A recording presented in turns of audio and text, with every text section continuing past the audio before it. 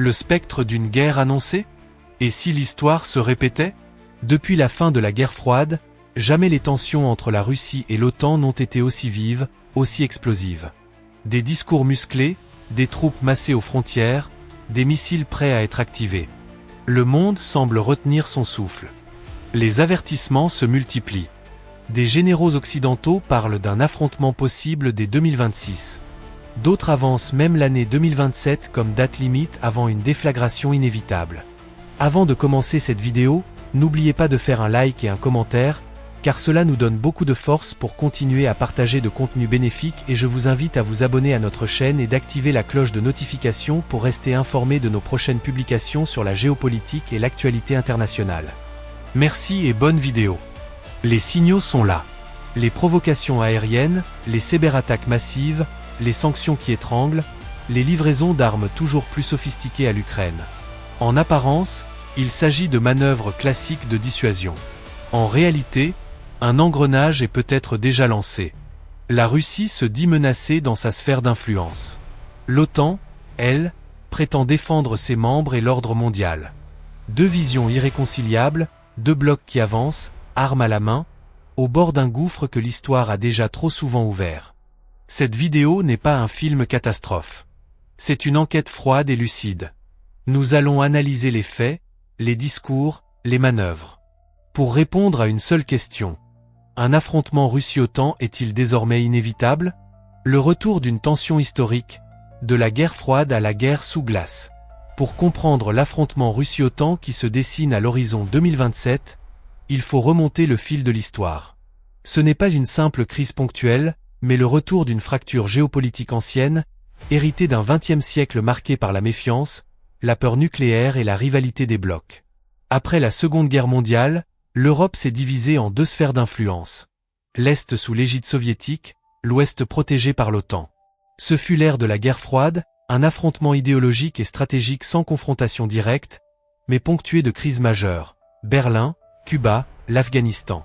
Pendant plus de 40 ans, le monde a vécu sur un fil, suspendu à la logique de la dissuasion nucléaire. Mais en 1991, tout change. L'URSS s'effondre. Le bloc de l'Est disparaît. Et l'OTAN, au lieu de se dissoudre, amorce une expansion vers l'Est. La Pologne, la Hongrie, les pays baltes, la Roumanie, tous rejoignent l'Alliance, aux grandes dames de Moscou. Pour la Russie, c'est une humiliation stratégique, vécue comme une trahison de promesses informelles faites à Gorbatchev à la fin des années 1980. Depuis cette époque, la Russie rêve de revanche géopolitique. Sous Vladimir Poutine, arrivé au pouvoir en 1999, ce désir de restauration s'est transformé en doctrine. L'objectif, redevenir une grande puissance, défendre ce que Moscou appelle l'étranger proche, c'est-à-dire les anciennes républiques soviétiques, et stopper l'avancée occidentale à ses frontières. En 2008, la Russie attaque la Géorgie. En 2014, elle annexe la Crimée. En 2022, elle envahit l'Ukraine. À chaque étape, le Kremlin a testé la réaction de l'OTAN. Et à chaque fois, l'Alliance a renforcé son flanc, tout en évitant l'engagement direct. Mais aujourd'hui, le climat a changé. Les discours sont plus durs. Les lignes rouges s'effacent. Et les deux blocs, autrefois prudents, se retrouvent de nouveau face à face, sur un champ de tension permanent, comme aux pires heures de la guerre froide. Alors, sommes-nous simplement revenus en arrière, ou marchons-nous vers quelque chose de bien plus dangereux? Signaux d'escalade. Quand la diplomatie s'étouffe et les armées parlent. Depuis quelques années, les rapports entre la Russie et l'OTAN ont dépassé le stade de la méfiance. Ils sont entrés dans une nouvelle ère, celle de l'affrontement par signaux interposés. Loin des grandes conférences de désarmement d'autrefois, ce sont désormais les mouvements de troupes, les exercices militaires, les déploiements de missiles et les échanges de menaces qui dominent les relations. Du côté de l'OTAN, la crainte d'une agression russe a conduit à un changement de doctrine. En 2016, l'Alliance lance la mission Enhanced Forward Presence, des troupes multinationales stationnées de manière permanente en Estonie, Lettonie, Lituanie et Pologne. En 2022, après l'invasion de l'Ukraine, ce dispositif est doublé, puis étendu à la Roumanie, à la Slovaquie, à la Hongrie et à la Bulgarie. L'objectif est clair, dissuader toute tentative russe de franchir la ligne rouge. Mais Moscou ne reste pas passif.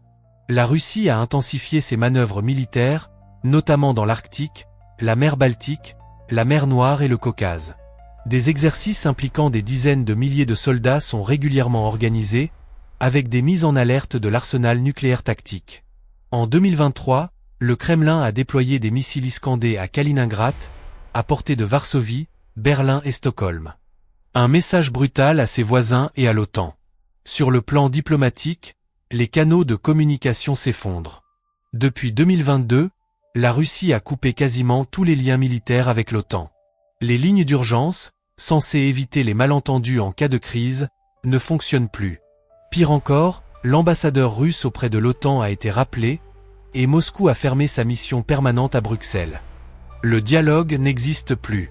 L'espionnage et la guerre de l'ombre s'intensifient. Des diplomates sont expulsés, des sabotages sont suspectés en Allemagne, en Pologne, en République tchèque. Les cyberattaques russes visent les infrastructures critiques de plusieurs pays membres de l'OTAN. En retour, l'Alliance investit massivement dans la cybersécurité et le renseignement électronique. Le ciel européen, lui, est devenu un théâtre d'intimidation. Les chasseurs russes frôlent les avions de l'OTAN. Les incidents aériens se multiplient, surtout au-dessus de la mer Baltique. En mai 2024, un avion de reconnaissance britannique est pris pour cible par un chasseur russe au-dessus de la mer Noire. Un tir évité de justesse, mais qui aurait pu provoquer un engrenage fatal. Tous ces signaux convergent vers une réalité inquiétante. La Russie et l'OTAN se préparent, activement, à un affrontement direct. Pas nécessairement demain, mais dans un horizon stratégique de plus en plus court. Ukraine. Point de rupture entre la Russie et l'OTAN. Si un affrontement direct entre la Russie et l'OTAN devenait réalité, l'Ukraine en serait sans doute le déclencheur. Depuis 2022, cette guerre a changé la nature des relations internationales. Ce n'est plus un conflit régional, c'est le théâtre d'un bras de fer global, où chaque décision militaire est observée comme un test, un avertissement ou un défi. Dès les premières semaines de l'invasion, l'OTAN a adopté une ligne de conduite prudente. Soutenir l'Ukraine sans entrer en guerre directe. Livraison d'armes, renseignements partagés, entraînement des troupes ukrainiennes, aide humanitaire, appui logistique. Mais au fil des mois, ce soutien est devenu de plus en plus offensif. Les premières livraisons étaient défensives, gilets pare-balles, missiles anti-chars. Puis sont venus les obusiers, les chars Léopard, les HIMARS, les missiles à longue portée et enfin les avions de chasse F-16, opérés parfois depuis des pays de l'OTAN. Pour Moscou, cette évolution équivaut à une implication de fait de l'Alliance. Et les menaces ont suivi, si l'OTAN franchit la ligne rouge, la riposte sera stratégique. Ce que la Russie redoute, c'est que l'Ukraine devienne un satellite occidental irrécupérable. Pour le Kremlin, ce conflit dépasse largement la Crimée ou le Donbass. Il s'agit de préserver la profondeur stratégique de la Russie, d'empêcher l'encerclement par une OTAN perçue comme hostile, et d'envoyer un message clair à tous les anciens pays soviétiques, ne trahissez pas Moscou. Mais sur le terrain, la guerre s'enlise. Ni la Russie ni l'Ukraine ne semblent capables d'une victoire totale. Ce qui rend le conflit plus dangereux encore. Les frustrations s'accumulent, la pression augmente, et les options militaires deviennent de plus en plus extrêmes. Utilisation massive de drones, frappes sur des infrastructures civiles, attaques en profondeur sur le territoire russe, utilisation d'armes à sous-munitions, chaque nouveau palier franchi rend la désescalade plus difficile.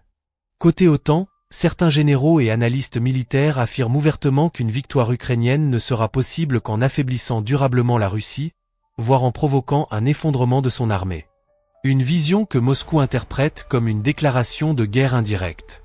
Derrière cette guerre, il y a donc deux récits inconciliables. Pour l'Occident, il s'agit de défendre un pays agressé. Pour la Russie, c'est une guerre préventive contre l'expansion de l'OTAN. Et c'est cette incompatibilité qui rend le conflit explosif. Plus la guerre dure, plus le risque d'un dérapage augmente. Un missile mal ciblé, un avion abattu par erreur, une frappe près d'une frontière OTAN. Il suffirait d'un incident pour tout faire basculer. Scénario d'un affrontement d'ici 2027. Le compte à rebours est-il lancé? Si le conflit entre la Russie et l'OTAN reste aujourd'hui indirect, de plus en plus d'experts évoquent la possibilité d'un affrontement ouvert d'ici 2027. Pas nécessairement une guerre totale à l'échelle mondiale, mais une confrontation localisée, brutale, et difficile à contenir. Voici les scénarios les plus crédibles étudiés par les états-majors occidentaux. Le conflit localisé dans les pays baltes ou la mer Noire. Dans ce scénario, la Russie chercherait à tester l'article 5 du traité de l'OTAN en menant une opération militaire ciblée par exemple contre un corridor stratégique comme celui de Suwałki, entre la Lituanie et la Pologne, ou en mer Noire, contre la Roumanie. Objectif, montrer que l'OTAN n'osera pas répondre. Un pari risqué, mais calculé. Risque majeur, un seul mort occidental déclenche l'obligation de réponse collective. La guerre par procuration généralisée. C'est déjà en partie le cas en Ukraine. Mais ce scénario suppose une intensification. La Russie soutiendrait ouvertement des régimes ou milices anti-occidentales, au Sahel, en Syrie, en Transnistrie, tandis que l'OTAN armerait davantage de pays frontaliers de la Russie. Cela créerait un échiquier mondial de conflits indirects, où les deux blocs s'affrontent sans se toucher. Conséquence, multiplication des zones de tension, extension incontrôlée du conflit. La guerre hybride totale. Dans cette hypothèse, la Russie ouvrirait plusieurs fronts simultanés non conventionnels.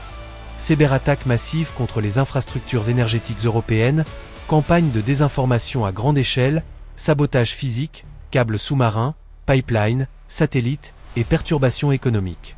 Pas d'attaque directe, mais un chaos organisé visant à faire plier l'OTAN sans livrer bataille. Réaction possible, représailles ciblées, mais le seuil de déclenchement d'une guerre ouverte reste flou. L'usage limité d'armes nucléaires tactiques. C'est le scénario le plus redouté, mais aussi celui que certains généraux russes n'excluent plus. En cas de défaite sur le terrain en Ukraine, la Russie pourrait utiliser une arme nucléaire de faible puissance pour choquer l'Occident et imposer la fin des hostilités. Moscou a déjà modifié sa doctrine en ce sens. Dilemme stratégique pour l'OTAN. Répondre militairement ou risquer l'escalade nucléaire. La guerre déclenchée par accident. C'est sans doute le plus réaliste. Un missile égaré, un drone franchissant une frontière, un avion abattu par erreur. Tous les ingrédients sont là pour un incident non prémédité qui dégénère. Or, aujourd'hui, les mécanismes de communication de crise entre Moscou et l'OTAN sont presque inexistants. Plus de hotlines, plus de missions diplomatiques militaires, plus de terrain d'entente. Une étincelle peut suffire. Et l'histoire montre que les plus grandes guerres sont souvent nées de malentendus. À l'horizon 2027, ces scénarios ne sont plus théoriques. Ils sont étudiés, simulés, intégrés dans les exercices des deux camps. Ce qui était impensable en 2010 est devenu le cœur des plans stratégiques en 2025. La vraie question n'est donc plus est-ce que cela va arriver, mais plutôt, le monde est-il prêt à gérer ce que cela implique? Les conséquences pour le monde, un choc planétaire. Si un affrontement entre la Russie et l'OTAN éclatait, même de manière limitée, les conséquences ne se limiteraient pas au théâtre européen.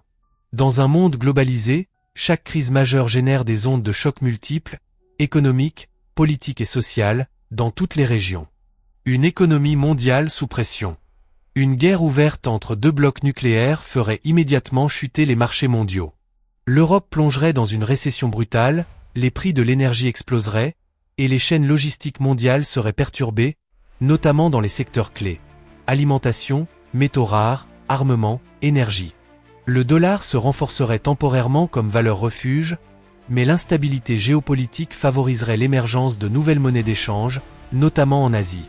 Le monde entrerait dans une économie de guerre, marquée par le protectionnisme, le rationnement et la militarisation des budgets. Une militarisation planétaire.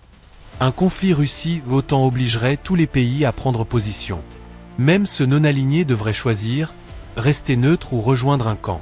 Beaucoup, comme l'Inde, le Brésil ou l'Afrique du Sud, seraient soumis à d'intenses pressions diplomatiques. Les États augmenteraient massivement leurs dépenses militaires, relançant une course aux armements mondiales, avec un risque accru de prolifération nucléaire, notamment au Moyen-Orient ou en Asie. Un nouvel ordre international incertain.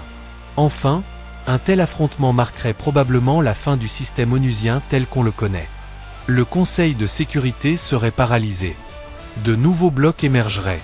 L'autorité des institutions multilatérales s'effondrerait, laissant place à un monde plus instable, plus brutal, dominé par la loi du plus fort.